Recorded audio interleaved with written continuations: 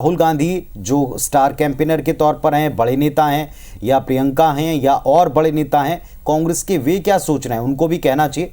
हरियाणा चुनाव के नतीजे चौंकाने वाले रहे क्योंकि एग्जिट पोल्स ने अलग तस्वीर दिखाई थी। माना यह जा रहा था कि कांग्रेस सत्ता में वापसी करेगी और हैट्रिक बीजेपी की मुश्किल रहेगी, लेकिन अचानक ये सब कुछ पुनीत जी, भले हमें लग रहा है कि पलट गया हो, लेकिन ग्राउंड पर ऐसा नहीं था। अचानक कुछ नहीं पलटा है। एक बात अरविंद केजरीवाल की जो आपने सुनी, ओवर कॉन्फिडेंस। किसी को भी देखिए कांग्रेस गवर्नमेंट बनाएगी ये बोल रहा था, कांग्रेस ही भी कह रहे थे।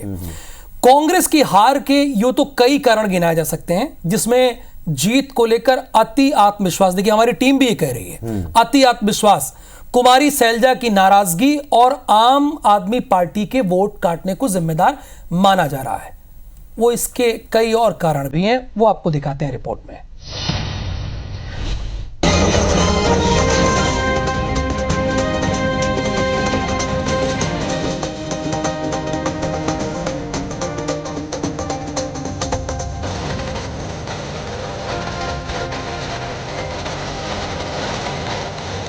एग्जिट पोल और शुरुआती 2 घंटे के रुझानों के बाद हरियाणा में कांग्रेस का ग्राफ ऐसा गिरा कि फिर कांग्रेस बहुमत के आंकड़े से दूर होती चली गई।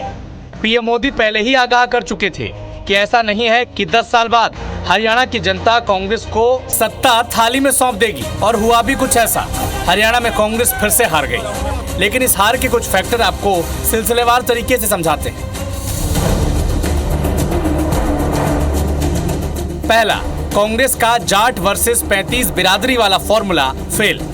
हरियाणा में कांग्रेस ने हमेशा से ही जाटों की राजनीति की है, क्योंकि हरियाणा में 25% जाट हैं और 1/3 सीटों पर उनकी भूमिका निर्णायक होती है। भूपेंद्र सिंह हुड्डा खुद जाट बिरादरी से आते हैं, इसीलिए कांग्रेस ने भूपेंद्र सिंह हुड्डा को पूरे चुनाव में फ्री हैंड दे दिया, टिकट बंटवारे से लेकर प्रचार तक। राजनीतिक जानकार बताते हैं कि 90 सीटों में से करीब 75 टिकट हुड्डा कैंप के लोगों को मिली है। लेकिन जाट लैंड में कांग्रेस का असफल होना चौंकाने वाला है, जिससे ये साफ भी हो गया कि जनता ने जाट वर्सेस 35 बिरादरी का फॉर्मूला नकार दिया। खट्टर को हटाकर बीजेपी ने एंटी इनकम्बेंसी को मैनेज किया। मनोहर लाल खट्टर 9.5 साल तक हरियाणा के सीएम रहे, लेकिन चुनाव से 6 महीने पहले बीजेपी ने उनकी जगह नायब सिंह सैनी को सीएम बना दिया और एंटी इनकम्बेंसी मैनेज कर ली। इन 6 महीनों में नायब सिंह सैनी ने नाराज बीजेपी नेताओं को मनाया, बीजेपी के लोकल काडर में जरूरी बदलाव किए, और इन सब के नतीजे आपके सामने हैं, जबकि कांग्रेस इस मुद्दे को जनता तक पहुंचा ही नहीं पाई।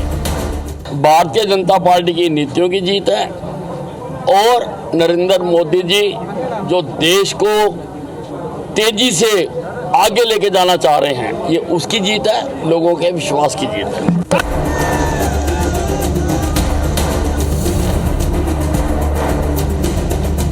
कांग्रेस को हुड्डा वर्सेस शैलजा का नुकसान हुआ। एक बात तो सब समझ रहे थे कि हुड्डा को पूरे चुनाव में पूरा फ्री हैंड मिला, और इस बात से कुमारी शैलजा नाराज भी थी। हालांकि वो सिरसा से सांसद हैं, लेकिन उन्होंने कहा था कि वो विधानसभा चुनाव लड़ना चाहती थी, लेकिन उन्हें चुनाव में नहीं उतारा गया। माना जाता है कि हुड्डा के विरोध के चलते ये फैसला लिया गया, जिसका असर दलित वोटर्स पर जरूर पड़ा।